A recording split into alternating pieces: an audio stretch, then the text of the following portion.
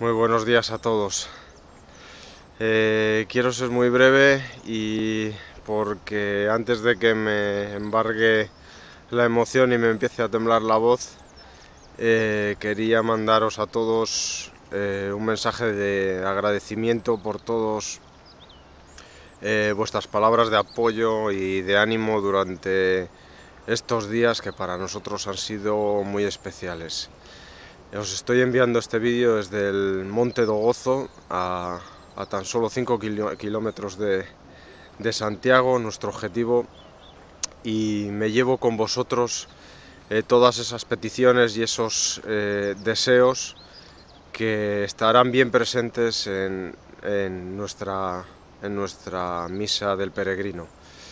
Nada más, recordaros de nuevo mi total y absoluto agradecimiento por todos esos mensajes, emails, WhatsApp, de todo tipo. Muchas gracias a todos. Hasta luego.